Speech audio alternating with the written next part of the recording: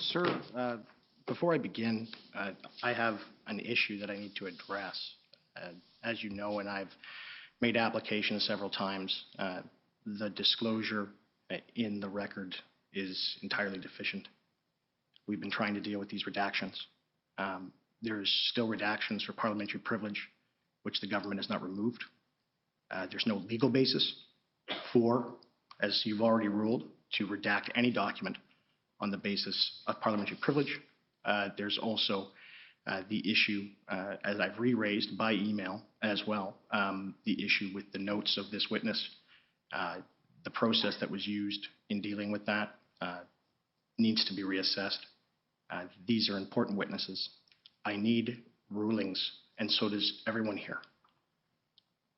The rulings on the redactions are so important. And for example, Ms. Jody Thomas testified and said that she supported the invocation of the Emergencies Act.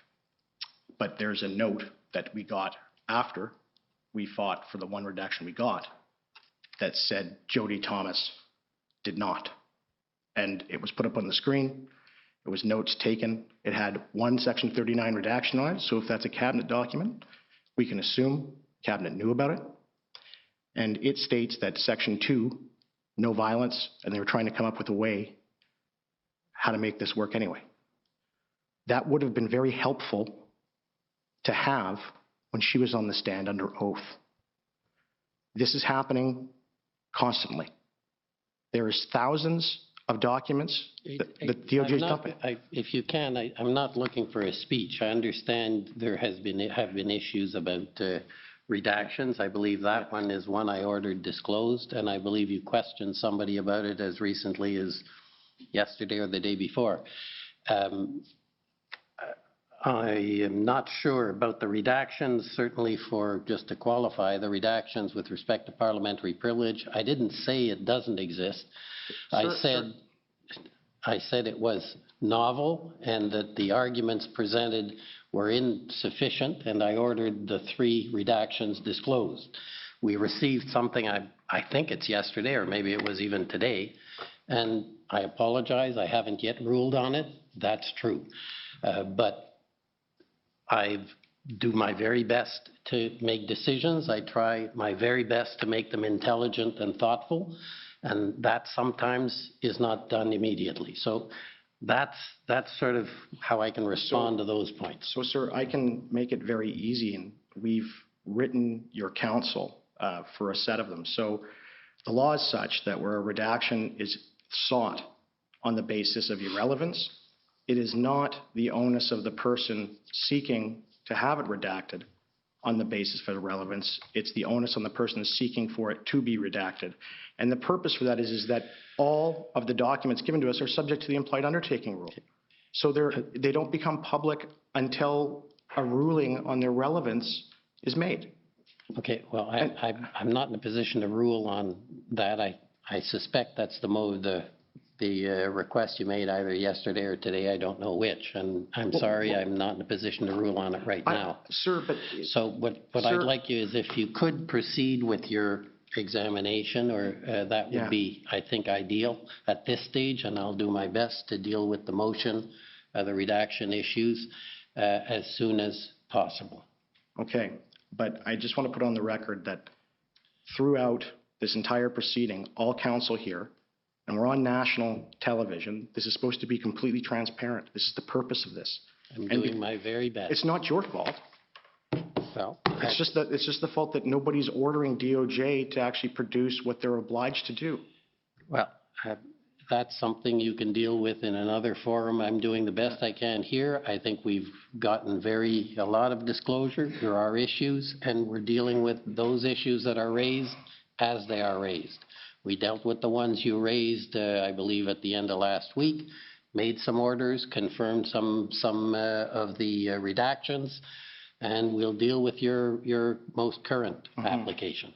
But could you just not order that the redactions for parliamentary privilege, because I can tell you, I've studied that area in and out, and the reason no one could provide you an authority for the purpose of a redaction on the basis of parliamentary privilege is it doesn't exist. And parliamentary privilege is, of course, an ancient doctrine. And if you would just order the production of the records without those redactions, it would remove a whole bunch of them. Then, if you would order the production of all relevant records with respect where irrelevant is claimed, those records are then subject to the implied undertaking rule. And there's no national security issue with those. If they were, Section 38 would be claimed. There's no cabinet confidence, so Section 39 is not claimed. And that has been the law since time immemorial. How can you contest if something's relevant if you don't know what it says? And my problem is that this witness is now on the stand. One of the documents is key in my submission. It is the notes of Ms. Jackson, which is the office assistant to this witness. There are redactions therein on the basis of irrelevance, and there are redactions therein also, I believe, on one of the other grounds. And I've sent a written motion, if you will, email to your council. We've been asking for these things and asking for proper production throughout this proceeding. All council are in agreement that we don't have proper production, sir. Okay, well, I'm not sure you can speak for all council, and I'm sure they can speak for themselves as to whether or not you've been asking for this a long time. I'm not aware that you asked about those redactions, So, but maybe I don't have the records. But So, sir, anyways, we're going to have to stop this. Yeah. And despite your belief that the law is always very clear, my experience of 20 years is that's why judges are around. So if you could proceed, Yes. Otherwise, we're not going to get anywhere. So if I could bring up the notes of Ms. Jackson, which are at,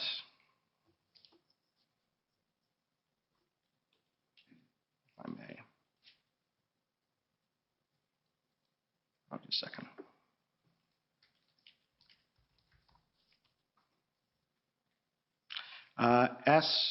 SSM.can.7719.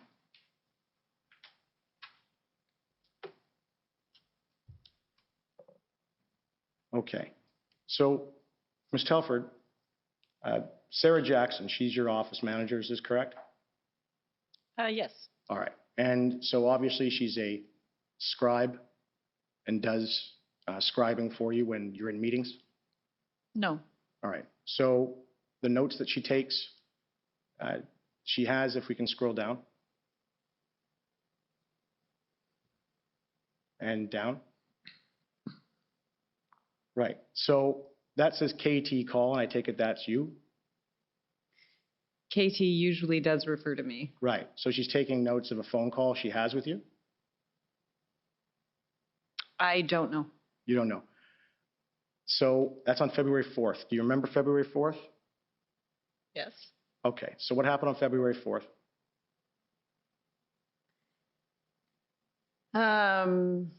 Well, no, I don't remember in that level of detail. Okay. Is there something you're looking for in particular? Well, I'm trying to find out, because I have to build a record for this. Do you have any idea why anything in your conversation on February 4th in that note would be irrelevant? I don't know. And I take it when you spoke to Ms. Telford, or sorry, to this individual at the time, there was no lawyer present, was there? I don't know what this call is. Okay, so can we scroll down then? So you see there, the government has claimed solicitor-client privilege, okay? And you don't remember speaking with a lawyer on February 4th, do you? As I said, I don't know what this call is. Right, so how would the government know, if you don't know, that this is solicitor-client privileged? They couldn't, could they? So it's redacted, and this is the problem, sir. You have irrelevant. Is there a question? Yes, and so if we can scroll down. Okay. And in that note, on February 4th, I know you don't have a good memory, but in your conversation. No, that's a. No, I know good memory of February 4th. I know she doesn't have a good memory of it, but it wasn't an insult. Blair's Current Strategy Emergencies Act, right? So I take it your understanding, she's writing down what you're saying, and you told her that Blair's current strategy is the Emergencies Act. So it was Minister Blair's strategy to invoke the Emergencies Act on February 4th. That's your understanding, isn't it? No, that's not my understanding. So what was Blair's current strategy Emergencies Act on February 4th, 2022? I can't speak to what's written here. You don't remember? No, if you wanted to pull up notes of mine from February 4th, that might be helpful, but I can't Okay. speak to these. Do you have notes from February 4th? I have notes from a lot of days that have been provided. You've been provided? Okay. Have you provided all of them to the Department of Justice? Mm-hmm. Okay. And would you say that you provided notes from each and every single day? From any day I have notes on. Okay. And with respect to this meeting, do you remember what you and Ms. Jackson were talking about? I unfortunately don't know what meeting she's taking notes from here without more context. It may Okay. or may not even be a meeting I was in. But obviously, you were discussing the Emergencies Act. The Emergencies Act came up at numerous occasions, as we've said earlier Okay. earlier today. Do you think it would assist the tribunal in this inquiry if Ms. Jackson testifies? No, I think I can answer any questions you might have. But you that are can't answer what relevant. that note says. Is there something you're curious about that note in particular? Well, on February 4th of 2022, Ms. Jackson, in a conversation with you, writes down Blair's current strategy Emergencies Act, right? And you hadn't even had an IRG at that point. I believe you've had an opportunity to speak with Minister Blair. Yeah, and I put this to him, and he said that it wasn't true. So wouldn't it be helpful if you can't remember? I'm not sure that was correct. That He said that he never had, I put the note to him, and he said that wasn't his strategy, that's incorrect.